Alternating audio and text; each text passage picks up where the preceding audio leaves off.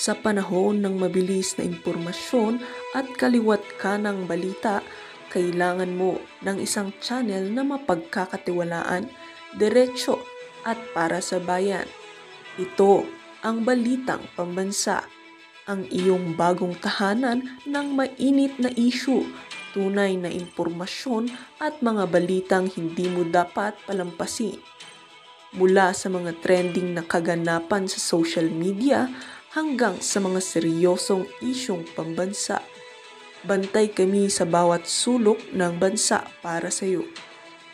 Hindi lang basta chismis, kundi validated news, mga impormasyon na may batayan at mga kwento ng tunay na buhay Pilipino. At kung gusto mong laging nauuna sa kaalaman, huwag kalimutang mag-like, mag-share at higit sa lahat, mag-subscribe. Dahil sa Balitang Pambansa, balita mo, boses mo, bayan natin ito.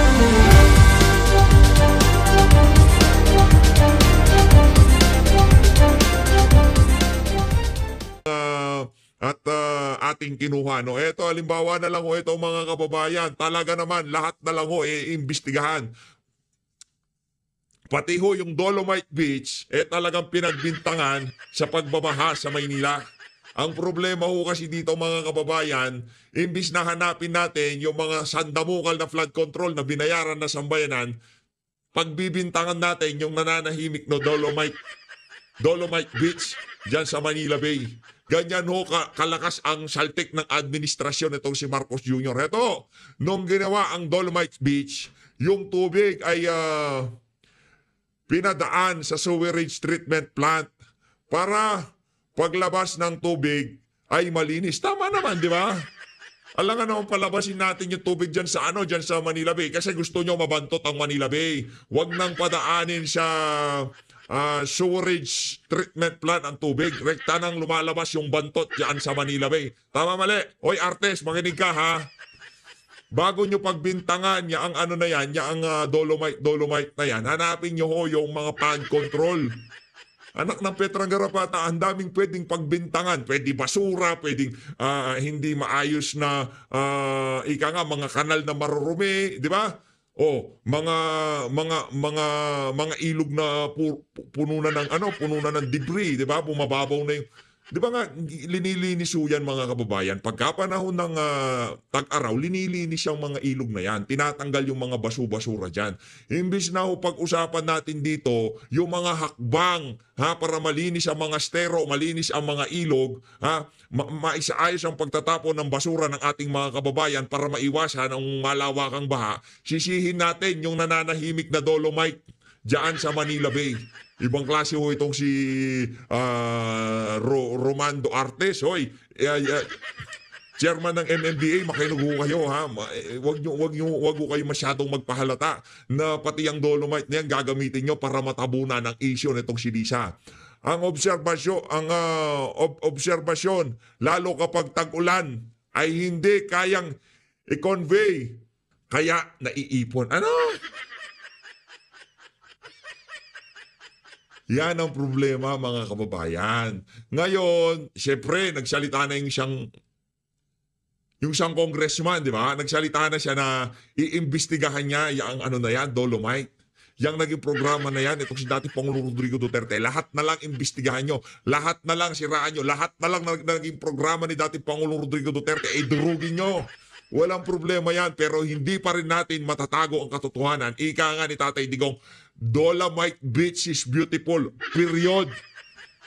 At ang matindi dito, pinadaan sa sewerage treatment plant yung mga tubig na tinatapon dyan sa Manila Bay. Kaya daw hindi kinakaya. Kaya lumalala ang pagbabaha. Ibang klase din to.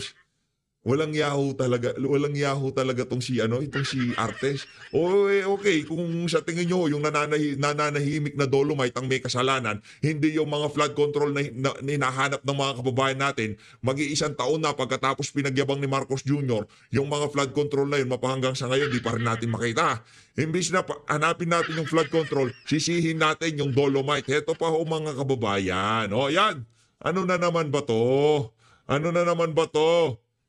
Ayan, ayun naman pala. Andiyan naman pala si Arte. Ayun na, kaya naman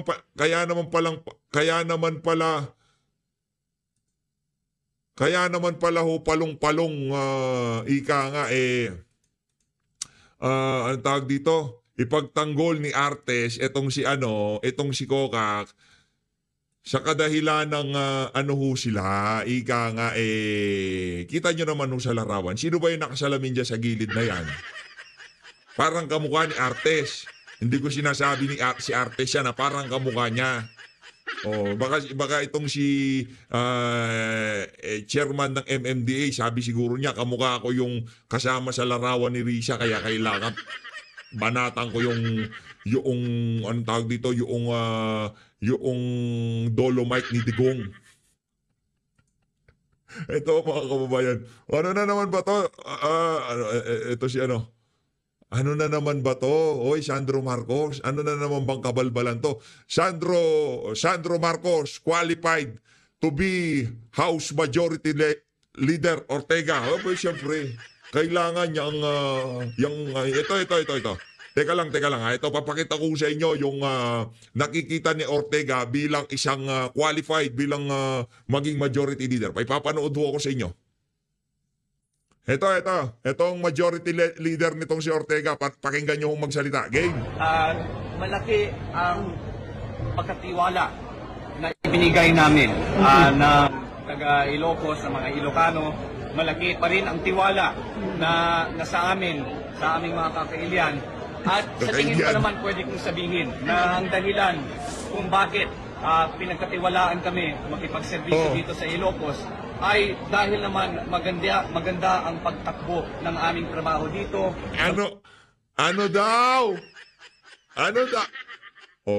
Sabi ni Ortega, ano daw siya qualified to be House Majority Leader. Pambira, pagka nga naman tinamaan ka ng magaling. Hindi pa ho tayo nangangalahati ha. Sumasakit na ulo ko dito kay Sandro Marcos. Wala akong maintindihan. Bahala kayo. Ito. Maganda ang mga proyekto na idinadala namin dito sa Ilocos Norte. Palakpakan. Hindi. Bigyan muna natin. Baka nakukulangan lang siya. Bigyan natin ng magandang opening salvo. Our new House Majority Leader, Sandro Marcos. Palakpakan. Tuloy natin. At medyo nadismaya lang kami. Sa totoo lang, sa nangyari nung nakaraan, pati yung tatay ko nagulat, pati sa Pangulo nagulat, si Senadora nagulat, nung humingi ang City Hall sa amin, sa aking opisina ng 1 billion pesos para sa isang kalsada papunta ng SM. Pwede ko ipadala sa inyo ng sulat, kasi ang opisyal na sulat, na ang sinabi, yung SM daw magbibigay ng 500 million, ang pondo na kailangan ng distrito is magbigay ng 500 million. Nung pina-check po ng DPWH, binilin ng staff na ipa-check sa DPWH kung ano ang talagang katotohanan na magkaano. Kasi nung nakita ko to, sabi ko, imposible naman isang kalsada, 1 billion, medyo nalilito ako. So, pina-double check ko sa DPWH, yung total cost ay dumating sa 30. Masakit ang loob ko ng konti dahil dito ko yan. But ayun na nga mga kababayan, masakit daw ang loob niya. Hayaan nyo na, kung masakit ang loob niya, wala ho tayong magagawa. Ganyan talaga mga supot. Ito, rekta na ho tayo dito kay siya. Ito naman nung isa, kung isa qualified, ito naman si Doc Frasco, nakita ho natin na nag-alsa balutan na. Ito. Doc Frasco unfazed after ouster from House Deputy Speaker Office, no problem at all. Yan. Ang papalit sa'yo, sino? Si Sandro Marcos. Kasi sabi ni Ortega, qualified daw siya Kayo na humabahala dyan, mga kababayan. Pero tayo dito, ngayong mga panahon na to, kung hindi mababago ang pamunuan dyan sa House of Representatives, wag ho kayong umasa na makakakita kayo ng anumang pagbabago dyan sa bulwagan na yan. Habang si Martin Romualdez Tambaluslos ang namumuno dyan sa House of Representatives, puro kabalbalan lang ho ang lalabas dyan. Sa maniwala kayo, sa hindi, wala hong matinong lalabas dyan sa bulwagan na yan. Mapabatas o kung ano pa man. Kung hindi ayuda, DPWH project yan. Dito tayo sa News 5. Game. Sinagot ng Malacanang ang pahayag ng opisina ng Vice Presidente na tila inetsepwera sila ng administrasyon, lalo na po sa usapin ng budget. Nako. At live mula sa TV5 Media Center, nauna sa balita si News 5 Palace Correspondent Maricel Halili. Mase, anong sagot ng palasyo sa inaing ng OVP? Masi. Bok, malinaw ang sinabi ng Malacanang, bukas daw si Pangulong Bongbong Marcos na pakinggan ang mga suhestyon ni Vice President Sara Duterte basta ito ay makabuluhan. Yan ang sagot ni Palace Press Officer Undersecretary Claire Castro matapos ng banggitin ng tagapagsalita ng Vice Presidente na disservice o hindi makabubuti sa ating bansa yung pagiging out of the loop ni Vice President Sara Duterte at kung hindi raw pagbibigyan yung budget na hinihiling nila. Ang sabi nga ni Yuse Castro, bukas naman ang Malacanang, napakinggan ang sinasabi ni VP Sara, pero ang problema, mismong si VP Sara daw ang ayaw tumulong. Matatandaan pa nga raw na minsang binanggit ni VP Sara na meron siyang alam na formula kung paano mapapababa ang presyo ng bigas sa merkado. Pero hindi raw niya ito i-share sa administrasyon dahil ayaw niyang tumulong. Patungkol naman sa budget, sinabi ni Jose Castro na base doon sa inilatag na Department of Budget and Management na budget para sa Office of the Vice President para sa susunod na taon, mas mataas daw ito kumpara doon sa kasalukuyang budget ng OVP. Ngayon, depende na daw sa Vice Presidente kung paano ito didepensahan sa Kamara. Narito ang pahayag ni Pero sa tingin ko, yung naging tayo nitong si Vice President Sara Duterte dito sa 2025 budget niya, ganun pa rin ang magiging ano niya dito, magiging tayo niya dito. Hindi ho niya didepensahan, hindi ho siya makikipagbardagulan diyan.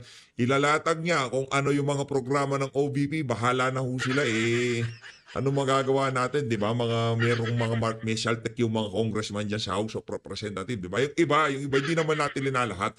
Nandiyan si Congressman Paulo Marcoleta, matino naman yan. Di ba? Marami namang matino dyan. Si Brother Eddie Villanueva, matino rin naman yan. Yung iba lang na merong mga shaltek, meron namang matino, pero karamihan merong mga shaltek sa utak. Undersecretary Claire Castro.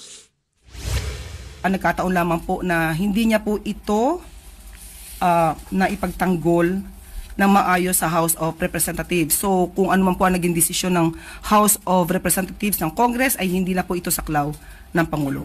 Mas mabuti po siguro kung mas nais niya po na mas malaking budget bilang katulad na isang estudyante, kung meron kayong thesis na gusto idepensa po niyo na maayos para po kayo mapagbigyan.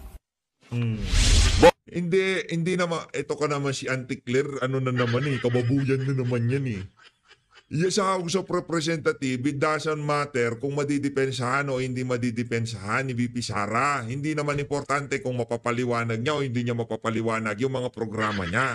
Pag upo pa lang niya doon, talagang tutostahin na siya ng mga kampo ni Tambaloslos. Yun. Mapaganda, pangit. Kung ano man yung programang ilalatag ni VP Sara, pangit ho lahat sa kanila yan. Wala hong palulusutin yung mga aso ni Tamba dyan. Kung maaari lamang na bigyan ng 1 peso budget ang Office of the Vice President, kung maaari lang, gagawin ho nila yan. Mga walang yaho yung mga aso ni Tambaloslos na yan. Kaya, para sabihin itong si Claire Castro na parang thesis yan, dapat depensahan ko talagang kailangan justify mo na talaga kailangan mo yung budget na yan. Ipakita mo doon sa mga walang yang magnanakaw dyan sa House of Representatives na itong programa na to ay makakatulong sa sambayan ng Pilipino. Gayong sila naman walang inisip kundi magnakaw sa kaban ng sambayan ng Pilipino. Ganyan ho yung mga tao dyan sa House of Representatives. Hindi naman lahat. Hindi ko nilalahat yan. Meron namang matino dyan, meron namang hindi magnanakaw dyan, di ba? Pero para sa atin, hindi na kailangang depensahan ni VP yan. Kasi hindi pa siya umuupo dyan sa bulwagan na yan, tapos na usapan. Sa maniwala kayo sa hindi. Hindi pa nag-uumpisa ang hearing, pag-uusap dyan sa budget ng Office of the Vice President. Done deal na yan, ika nga. Okay, ibang issue naman, ayon kay Executive Secretary Bersamin, pwedeng maaresto si Senator Bato de la Rosa kung maglabas ng arrest warrant ang ICC. Hindi natin pag-uusapan yan. Hindi natin pag-uusapan yan. Si Bersamin gusto niyang ibahin ng usapan. Pag-usapan natin yung kay Paulo Tantoco, yun. Itong, nagtutulong-tulong na nga, di ba? Executive Secretary. Kanina, meron din press ko niya si Boying. Meron na naman daw nakita mga buto-buto dyan sa Taal Lake.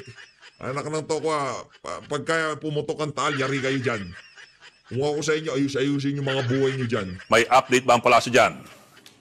Tinanong natin yan kanina sa Palace Press Briefing, Bok, pero ang sagot siya ni Undersecretary Claire Castro, so far, wala pa silang natatanggap na anumang formal o official communications na meron ng warrant of arrest laban doon sa ilang mga nakasabwat umano ni former President Rodrigo Duterte tungkol nga dito sa violation of human rights.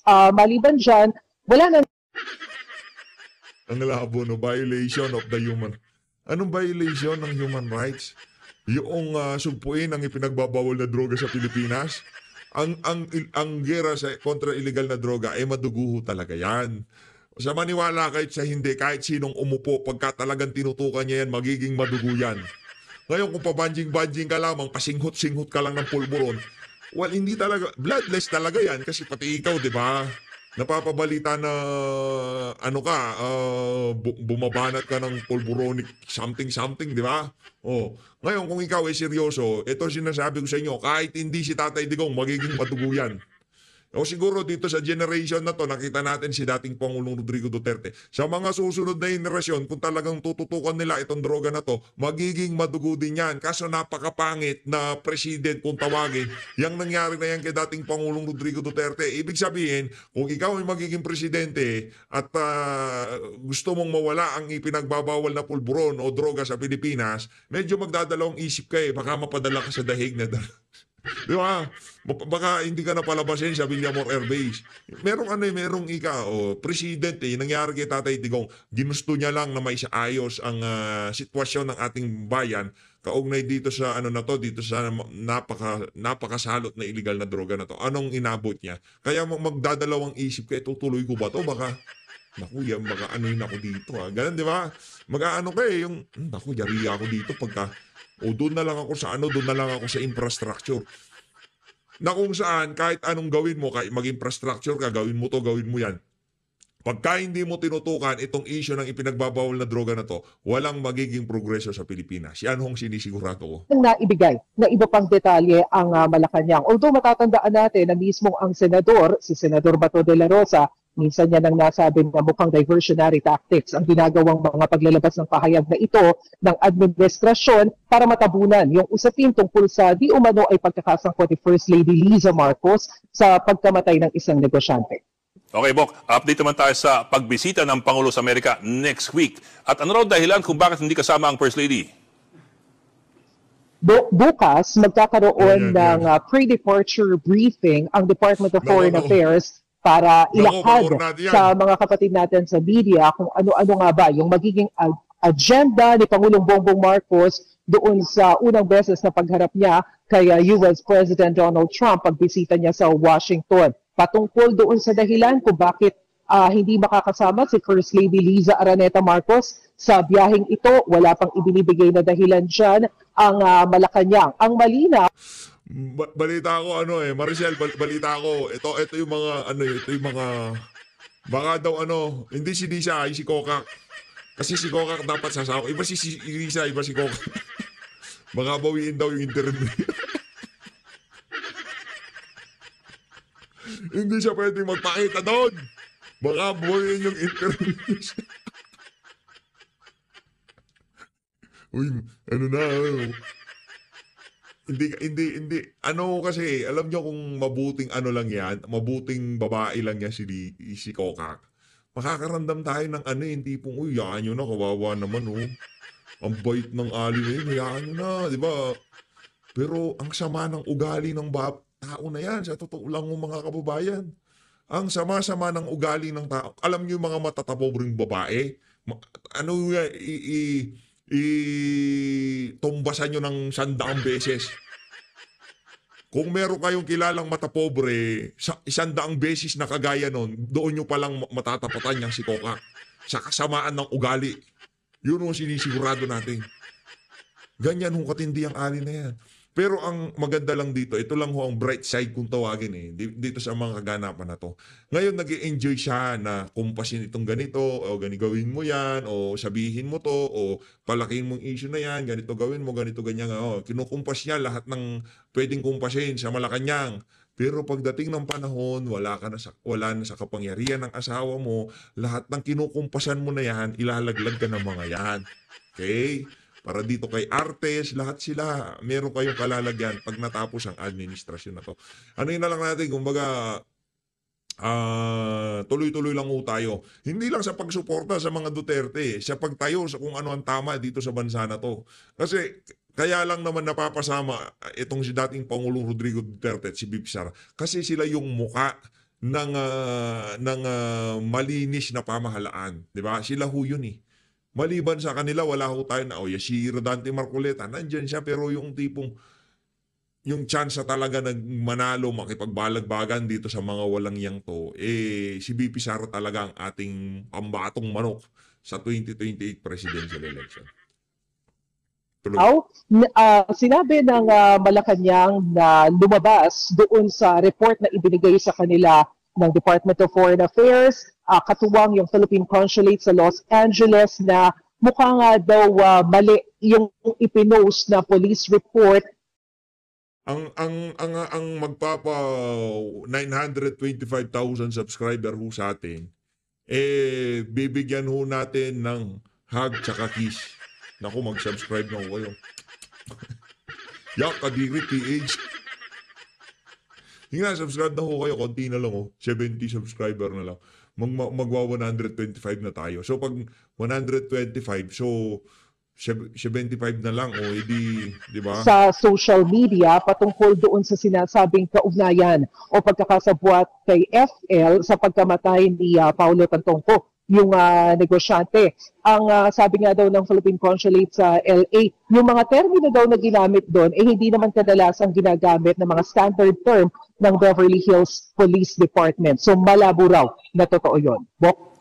Ulat ni Maricel Halili live mula sa TV5. Ayun na nga, yan ho ang ulat nitong si Maricel Halili. Marami pa tayong pag-uusapan dito kaso nauubusan na tayo ng oras. Baka hindi natin mapasadahan tong kay Attorney Ferdy Topacio na to, na kung saan linambing niya itong si Poverty Alleviation, Larry Gadon. Ito, pakinggan natin. Pero ng Department of Finance. Wait lang, para kumpleto. Advisor on Poverty Alleviation. Kung gusto mo ma-streamline, Mr. Okay? May National Police Commission. Meron kang Police Chief. Yes. Meron kang DILG Secretary kung saan nandun sa ilalim niya yung police. So useless. Tama yun. Tama. Nagbawas. Ang isa pang dapat i-abolish kung gusto mo ma-streamline, Mr. President, ang iyong bureaucracy ng executive at lalong tumaas ang iyong trust rating, yung Presidential Advisor on Poverty Alleviation, yung si Larry Gadon. Wala akong personal kay Larry Gadon, ha? Kaibigan ko yan. Ngunit, Presidential Advisor on Poverty Alleviation, di ba meron ng Department of Finance? Meron ng Department of Trade and Industry. Lahat yan para sa poverty alleviation. Pag maraming negosyo, maraming kikita. Di ba? Apo. Yung finance, maraming maganda yung financial outlook mo, maganda yung financial policy mo, gaganda yung ekonomiya, aangat ang antas ng kabuhayan ng lahat. Meron pang Department of Labor and Employment. Pwede. O pag cabinet na yon, yun ang mga advisor na ng presidente pagdating sa poverty alleviation. Meron pang NEDA na secretary level. National, di ba, Economic Development Authority. Economics na yan eh. Opo. Bakit kailangan mo pa ng poverty alleviation na advisor? Nasobrahan. Sobra. Kasi mga pondo ng gobyerno yan, may sweldo yan, may staff yan. Wala namang magagawa yung advisor na yun na hindi na ginagawa ng ibang mga ahensya ng gobyernong nabanggit ko. Yung apat na yan eh. Di ba? Naging monotonous na yung trabaho nila. Oo, meron pang yung Commission yung OWA. Yes. 'Di ba? Opo. May OWA pa. Meron pa yung Commission on Filipinos yung Overseas Filipinos. Ang dami na eh. Na ang mga ahensya na ang ginagawa ay para ma-alleviate ang poverty. Hindi na kailangan 'yon. Kumbaga ano na lang, dagdag gastos na lang yan si Attorney Ferdy. Pagka hindi natin binigyan ng pwesto yan, baka mag-iiyak yan. Baka magnangawayan, baka lumuhod yan kay Marcos Jr., di ba? Kailangan talaga ni Larry ang pwesto na yan. Bago non-portfolio pa yan, di ba? Walang departamento yan. Parang brief, parang palutang-lutang kung saan-saan. Oo. So, pwede nang tanggalin niyang office na yan para makatipid ang gobyerno. Magandang advice yan, attorney, ha? Maraming pwede. Kasi, yung mga ganyan, to be candid, yung mga presidential advisor on this and that, Opo. honorific yan eh. Ibig sabihin, parang reward yan. Gantimpala yan for political service. Na, ikaw, gagawin kitang presidential advisor with the rank of cabinet. Siyempre, tuwan-tuwa ka naman. Pero actually, walang ginagawa yan eh. Sa totoo lang. Walang tanggapan yan. Meron ginagawa. Doon sa PTV, kumakanta siya doon sa PTV. Maya't maya nagpapa-interview na kesyo konti lang daw mahirap sa Pilipinas kasi maraming sasakyan. Maraming mga brand yung sasakyan sa karsada. Ikaw talaga, Tony Ferdy, hindi ka nanonood ng PTV eh. Kahit na puro basura mga balita doon, kahit paano, hindi tayo makawala sa propaganda ng PTV eh, di ba? Napapanood pa rin natin yung mga pagdadakdak ni Larry Gadon doon sa estasyon na yun. Maganda daw ang estado ng Pilipinas. Official na phone number yan. Merong isang common na number. Yung mga presidential advisors, honorific yan. Kung baga, nag-umpisa yan noong panahon ni Marcos Sr. nung parliamentary tayo. May minister, halimbawa, yung Minister of Labor, yung equivalent ng Department of Labor, Minister of the Interior, si Jose Roño, Minister of Education. Ngayon, merong mga honorific na titles. Yung Minister of State. May mga kaibigan kami dyan ng tatay ko eh. Minister of State siya. With the rank of cabinet. May isang kaibigan yung tatay ko, si Minister Juan Tumbocon. Minister of State for Chuchu Chenes. Something. Basta ang title nila, Minister of State. Minister din ang title. Ayun. Yan. Walang portfolio yon. Yun ang... Paano yun, sir? Kawawa naman yung tao.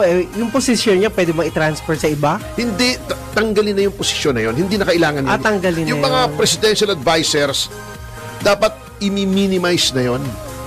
I-minimize na yon. Dapat yun. Para sa akin Opo. Oo. Ito ang isa pang dapat pagtuunan ng pansin. Yung mga loose cannons na mga sekretaris niya, katulad ni Secretary Remulla. Ito, nothing personal here. Ito, papailing ka na lang, napapakamot ka eh. Hindi napapakamot sa baba, sa taas.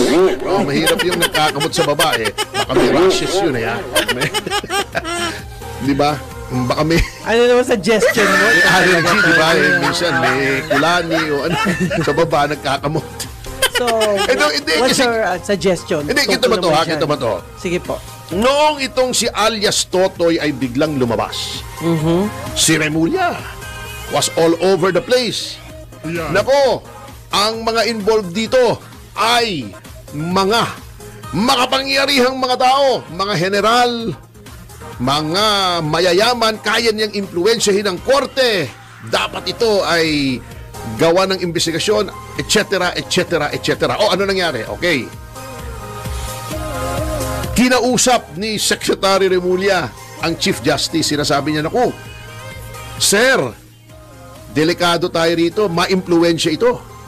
Eto, may mga judge na kailangan yung imbestigahan. Nagsalita na, sinira na niya ang judiciary. Grabe, no? Nagsalita na siya laban kay Atong Ang. Di ba? Opo. Nangidnap ng sabongero, etc. Kumuha na ng abogado si Ang, pati si Gretchen kumuha, tinuro si Gretchen, bumoto daw si Gretchen na pumatay ng mga sabongero. May mga pulis na restricted to quarters. Di ba? May tinuro ng mga general katulad ng si Estomo. Yan. Etong si... Yan mga general na yan, yung mga general na yan na pinagtuturo nitong si alias Totoy, yan ho ang didikdikin nila para mapalakas yung kaso laban kay Tatay Digong sa ICC. At pagkasinwerte, maidiin pa itong si Senator Bato de la Rosa. Konektado yan. Di ba? Unang video ko pa lang dyan sa nawawalang mga sugarol na yan. Malayo pa lang. Amoy na natin na pagkaya naglabas si Boying, alam na this. Ika nga, connect the dots. Iko-connect. Ang sabi ko dun sa unang video ko, hindi nila ma-ICC itong si Senator Bato. Yun ang option ng una. Kaya ang gagawin nila, dito nila babanatan yung issue ng ano na yan. Issue ng nawawalang mga sabungero. Dito siya babanatan. Di ba? Pero hindi. Sabi nung isa, konekta natin. Ngayon, hintayin natin ang komunikasyon ng ICC para mapadala din sa dahig yung si... aarestuhin daw dun eh. Pagka naglabas ng yung ICC na yan, at naniniwala ho tayo sa lalong madaling panahon. Maglalabas ho talaga ang ICC. Senator Bato, maniwala ka. Kung ayaw maniwala, bahala ka. Ang sigurado ko dito, maglalabas ng warrant sa'yo. Diba? Ang gagawin mo lang, huwag ka lang lalabas ng Senado. Wala tayong magiging problema dyan. Hindi ka pwedeng arestuhin dyan. Hanggang 2028 ka na dyan. Ay, hindi.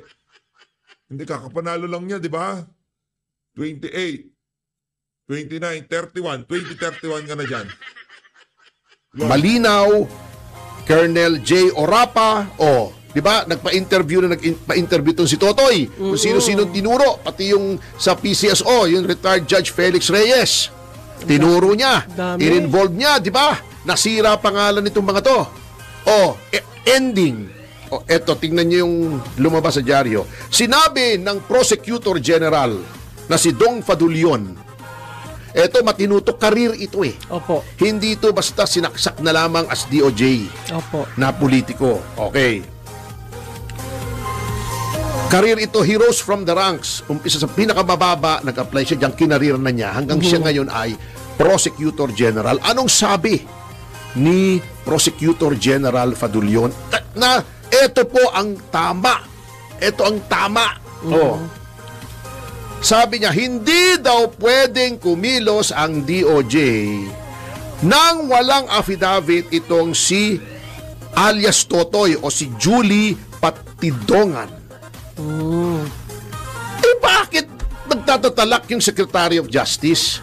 Napakahilig nitong Secretary of Justice nito magtatatalak eh. Di ba yun ang ginawa niya kay Teves? 3 araw pa lang may mastermind na, may mga kasabwat na, may director, may producer, may makeup artist. Hindi wala namang makeup artist, di ba? Hindi kasi sabi niya noon, eto parang pelikula ito. May producer, may director. Ang producer niyan si Teves, etong director, si Marvin Miranda, etong mga gumawa. 3 araw pa lang may mastermind na. Ngayon ang nangyari, baka hindi alam ng mga ibang tao, nag-recant yung 10. Baka rin hindi alam ng ibang tao, hindi nire-report sa media. Ang dami nang naabsuelto na mga co-accused sa iba-ibang mga illegal possession, etc., etc. Marami na rin binigyan ng bail. Pag binigyan ka ng bail, mahina yung ebidensya. Yes. Inunahan na ng Secretary of Justice. Eto, ganun din. May mga sumisisid nga sa Taal. Grabe, no? Naghahanap ng buto. Yung mga kalansay, nung mga... Diction, mali. Sinisisid yung buto. Buto! Sinisisid. Buto, ha? Oo. Hindi, minsan medyo Yung Bisaya kasi mali eh. Nanunuyo yung lalamunan natin, ha? Dudulas eh. Opo. Pero attorney, nakakahiya sa judiciary ng bansa natin pag lagi... Itong si Totoy. Na kung sino-sinong tinuturo. Sikat na sikat Hindi siya. Hindi daw pala pwede. Mismo. Eto ang mismong. Sinabi na Padulyon. Sabi niya, sige, Tagalogin mo, sasabihin ko sa English. Sige po. Yan. Parang tayo ay nagdodoktrina. Sabi niya, at this point, at sa ganitong pagkakataon, much as we would want to, na mas gusto naming mangyari, we cannot make any disclosures. Hindi natin to pwedeng tapusin agad.